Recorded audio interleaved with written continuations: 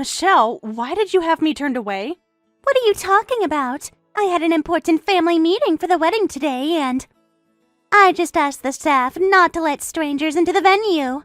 I'm your brother's wife, and your parents also asked me to attend. What? My parents asked you to come? That's strange. I don't remember us discussing inviting you.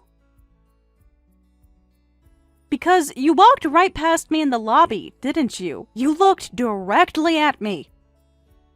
Oh, that woman who looked obviously uneducated and stupid? That was actually you, Amanda? I thought it was just some random person who wandered in. Stupid? How can you say that to family? There's no one on my side or his side who's a middle school graduate, or someone who's stupid and didn't receive a proper education. So I just thought you were a stranger. If you're family, you should wear a big name tag or something and write your full name on it.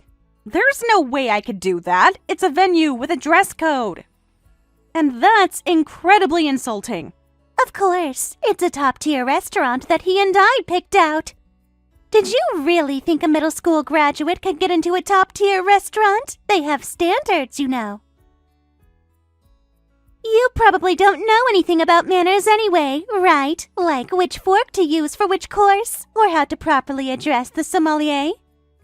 I mean, coming alone without my brother is pretty shameless, don't you think? It just screams, I don't belong here. Your brother had urgent work and will be about 30 minutes late, so rather than have both of us arrive late, I thought at least I should be there, so I went ahead. Well, if my brother had been there, I might have had to let you in. So honestly, it was lucky that you came alone. It made everything so much simpler. Lucky? Lucky that you could humiliate me? Because it was easy to turn you away when you were alone. I could make up any excuse. The staff doesn't know every single family member, and you certainly don't look like you belong to our family. But I just wanted to say hello to your fiancé's family. Your dad even contacted me asking if something happened. He was worried when I wasn't inside. Your mother was looking for me too. Just tell him honestly that as a middle school graduate, you couldn't get into the fancy restaurant. Tell him you were turned away because you didn't meet the standards to enter the restaurant. It's not a lie, is it? The restaurant does have standards, and you clearly didn't meet them. You've always looked down on me because of my education, but honestly, we kept it to minimal contact, and I was fine with that. I never pushed to be closer. I respected your distance. How generous of you. Honestly, I wish you'd divorce my brother and cut ties with our family. It would make everything so much easier. Then I wouldn't have to explain to people why my sister-in-law never went to college. But at an official occasion where both families meet before the wedding, not even trying to keep up appearances is something I absolutely can't accept. This wasn't just about me. This was about your parents, your brother, and both families. You made them all look bad. I'm going to tell my husband about this. Go ahead and tell my brother. It doesn't bother me at all. Tattling is such middle school thinking, it's hilarious. This is why middle school graduates are called bottom feeders. You never matured past a certain point. You're so lucky you married my brother. At least you get to live a decent life instead of being at the bottom. Otherwise, where would you be right now? Probably working some minimum wage job, living paycheck to paycheck. Anyway, I have to go now. I have an important family meeting. Goodbye.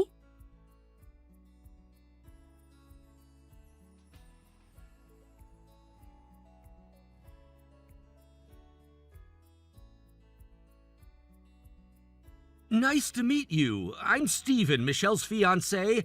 I'm contacting you because I want to talk about the wedding with Michelle. You're Michelle's brother's wife, right? Hello. I'm technically Michelle's sister-in-law. I've only heard about the wedding through my husband, and after the family meeting incident, I was told I don't need to interact with Michelle. I heard about the meeting. You were turned away, right? That's right. Michelle told the staff I was a complete stranger she didn't know, and had me turned away. I do think that was quick thinking on Michelle's part. She prevented an awkward situation. What do you mean? An awkward situation for whom? I heard from Michelle that you're actually a middle school graduate. Is that true? So what? What does my education have to do with attending a family meeting? Do you know about manners? Proper etiquette for formal occasions? I think I understand them to a reasonable common sense degree. Common sense degree? What level is that anyway? Being a middle school graduate means he either didn't have the brains to go to high school or didn't have the money. Or both. It's probably both. I mean, let's be realistic here. Not being able to afford to go to high school in this day and age must be only poor people who couldn't invest in education. If you contacted me just to have this kind of conversation, I suppose we have nothing more to discuss. I don't need to be insulted by someone I've never met. Running away without even hearing the main point. That's exactly what I'd expect from a middle school graduate. Just like Michelle told me, no ability to handle difficult conversations. Well, let's just calm down and talk. You're probably just a housewife relying on her brother-in-law's income since you're a dropout, right? Since you have so much free time, you could spare some time to listen to me, right? It's not like you have anywhere important to be. I'm actually working. And that's disrespectful to stay-at-home parents. Stay-at-home parents are busy too. They work just as hard as anyone else. Yeah, sure. Folding laundry is work. Okay, for someone as busy as you, I'll get straight to the point. Could you not come to the wedding? What do you mean? Don't come to the wedding. Can't you understand such simple words? Even for a dropout, you're at the absolute bottom if you can't understand that. How much clearer could I make this? I understand what you're saying, but I'm family of the bride, and I've been formally invited. Your in-laws invited me. The invitation was sent by Michelle's dad without our permission, right? Neither Michelle nor I want you there, so please don't come. We're trying to have a classy, elegant affair, and your presence would, well, let's just say it wouldn't match the ambience. Is this because I'm a middle school graduate? Is that really the only reason? You understand perfectly. Not to brag or anything, but I work at a really popular company right now. It's an IT company. You've probably never heard of it. Founded 10 years ago with constantly rising profits. For the past 3 years, annual sales have exceeded $10 million. We develop apps that everyone knows about and other things. We're industry leaders in our field. We set trends, not follow them. Is it Double a Corporation by any chance? Oh, did Michelle tell you? See, it's a company everyone knows, right? I'm an elite there. I graduated from a prestigious private university and scored top in the entrance exam and gave a speech at the orientation ceremony. That's impressive. I hear the hiring competition gets tougher every year. Double a Corporation is very selective. Even an uneducated dropout like you knows it, so it must be a really famous company. We only hire the best of the best, so I don't want low-level people attending the wedding of an elite like me. Michelle's brother is a college graduate and works at a well-known company, so he passes, but you fail, so please don't come. It's really that simple. We're creating a certain atmosphere. Both you and Michelle are really obsessed with education, aren't you? Is it really the only measure of a person's worth? Of course! College degree minimum. It's the bare minimum for being considered a functional adult. Everyone in my family is a college graduate, and we have a high level of culture. Michelle and her family are also college graduates, so their cultural level is acceptable. We're inviting our company's CEO, too, so having someone unsuitable at a wedding full of high-level people would be embarrassing for you, too, right? You wouldn't even understand half the conversations happening. People will be discussing market trends, investment strategies, academic research. You'd be completely lost. You're sending an invitation to the company's CEO?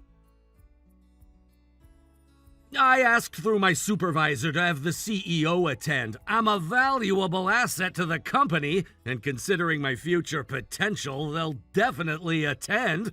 Only high-level people like that can attend our wedding, so you absolutely cannot come. Do you see now why this is such a mismatch? If I receive an invitation, I'll attend. That's what family does. We won't send you an invitation. Your brother-in-law's invitation will only have his name on it. +1 won't be included. We'll make sure of that. I see. Understood. If by any chance an invitation arrives in your hands, feel free to come, though you'll be the one who's embarrassed. If that's okay with you, do as you please, but don't say I didn't warn ya! If I don't receive an invitation, I won't go. But if I receive an invitation... The wedding without even having an invitation. That's just hilarious. Why did you come? How did you even get past the front desk? I came because I received an invitation with my name on it. That's impossible. There's no seat for a bottom-feeder dropout like you. So go home. You're going to ruin everything. My fiancé, who graduated from a top private university, doesn't want to be congratulated by someone with low education. Then I'm going to fire the groom. Huh? Fire? What are you talking about? There's no way you could do that. You don't have that kind of power. You're nobody.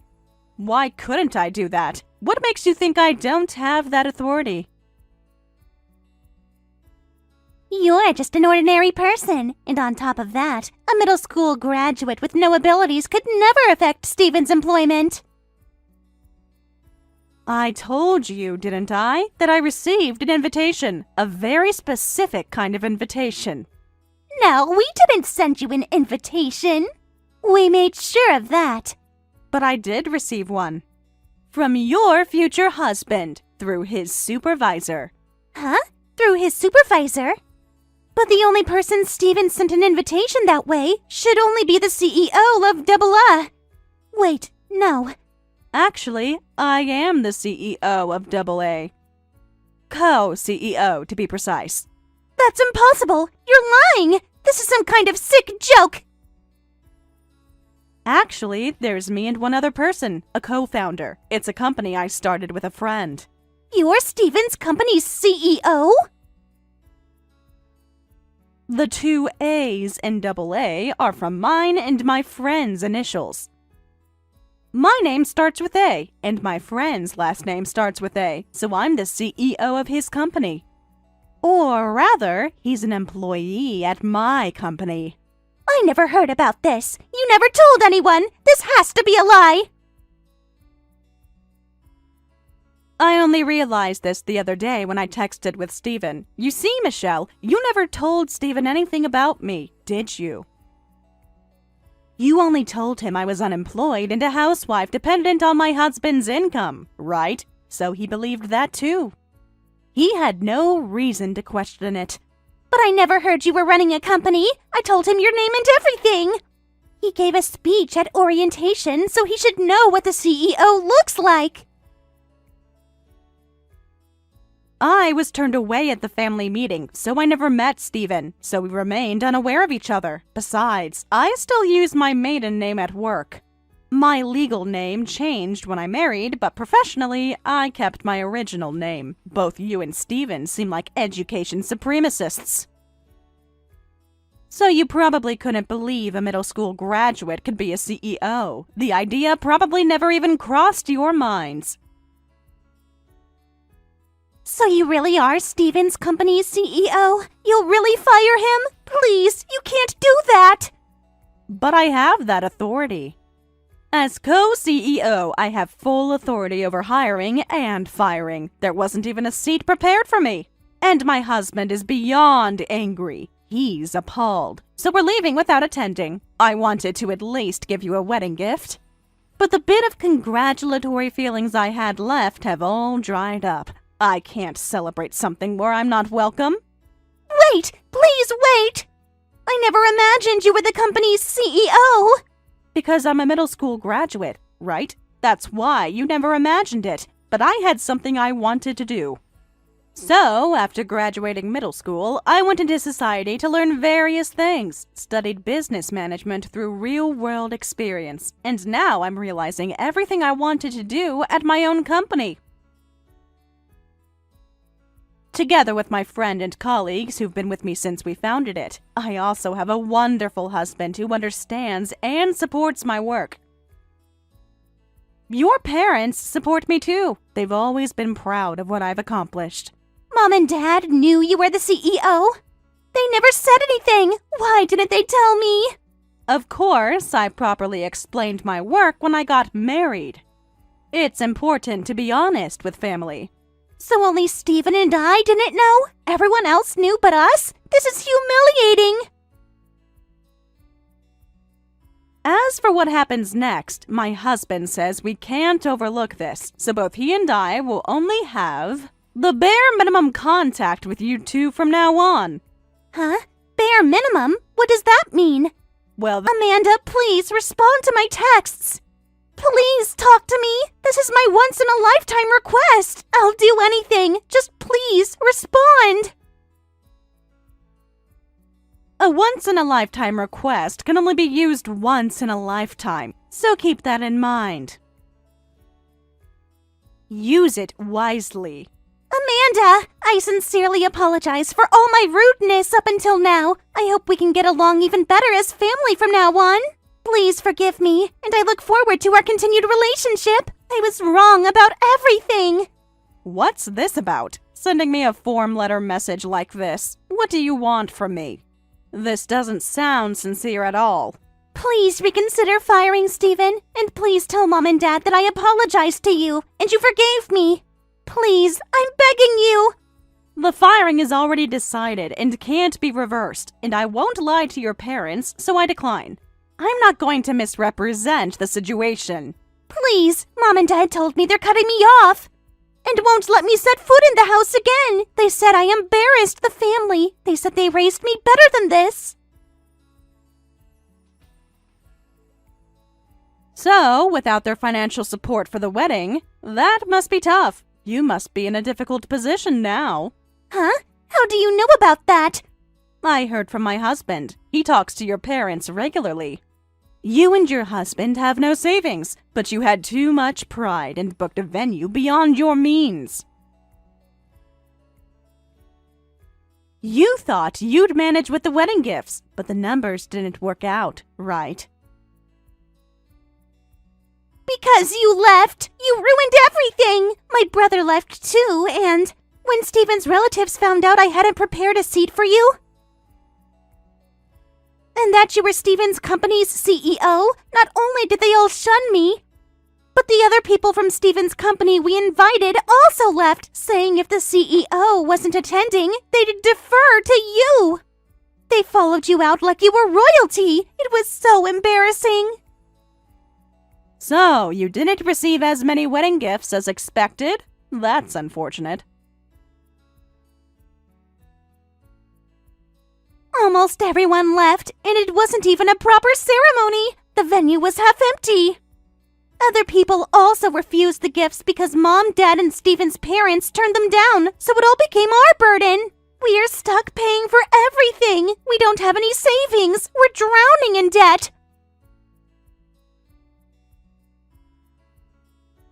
I thought there would be some consequences, but I didn't expect it to go that far. That's more severe than I imagined. Someone leaked the texts between you and Steven and me to both sets of parents, and we can't rely on our parents anymore. They're disgusted with us. You tattled, didn't you? Then take responsibility and fix this for us. You caused this mess. I didn't say anything, and I didn't show your parents the text conversation either. I wouldn't do that. That's a lie. Then why do they know about the content? Where we made fun of you for being a middle school graduate. How else would they know? You must have told them. I only showed the text conversation to one person. Just one. Who? Tell me who? Was it one of the guests? To your brother. That's all. My brother? He's my husband. I showed it to him once for consultation, but that's all. I needed his advice on how to handle the situation. He's family to both of us. No way. He showed Mom and Dad? How could he do that to me? I'm his sister. Besides, the text conversation was definitely your statements, so I think you're getting what you deserve. The same goes for your husband's firing. These are consequences of your own actions. What do you mean? Steven worked so hard. He's dedicated to that company.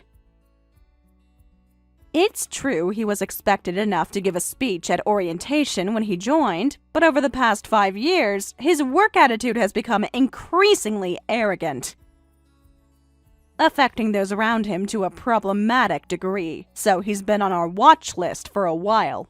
We've had multiple complaints from other employees as well. That's a lie, right? But he's such an elite on the path to success. He said he was up for a promotion. He'd change project schedules his whole department was following on his own whim. Go to meet important people at client companies without appointments. And only work with people who graduated from universities he approved of, regardless of seniority. He refused to collaborate with team members from lesser schools. As a result, he was removed from big projects and important work. And eventually, he'd stick his nose into areas outside his responsibility and cause chaos. So honestly, it was decided that the next time he messed up, he'd be fired. The wedding incident was just the final straw. No way. This is completely different from what he told me. His self-evaluation is high, and his pride is high, so I don't think he's suited to be an employee. So even without the wedding issue, he was already set to be fired. So this won't be reversed. It's not my personal feelings, it's the company's decision. My co-founder and I discussed this extensively, and the HR department agreed. So he's unemployed, we'll have no income, and we'll have to take out loans we can't afford to pay for the wedding? How will we survive? What are we going to do? Before worrying about education, I think you should reconsider how to communicate with people. This is advice from someone older, but in the end, no one can live alone. So you need to become someone who can be helped when you need it. You know the saying, kindness to others is kindness to yourself. The way you treat people comes back to you. Won't you help us? Please, Amanda. Just please help us. My husband and I have no intention of getting involved with you anymore. I was turned away at the family meeting, had no seat at the wedding. I don't want to experience any more unpleasantness. Even though I run a company, being a middle school graduate is still a fact, and you hate dropouts, don't you? So, to avoid both of us feeling bad, I think it's best if we don't interact. No way. You can't just abandon me. At least talk to Mom and Dad for me. If this continues, even if I leave Steven and divorce him, I'll have nowhere to go. Amanda!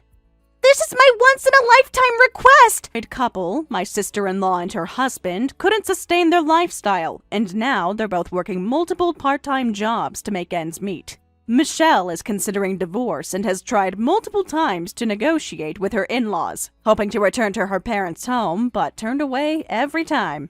They tell her to grow up by weathering society's storms.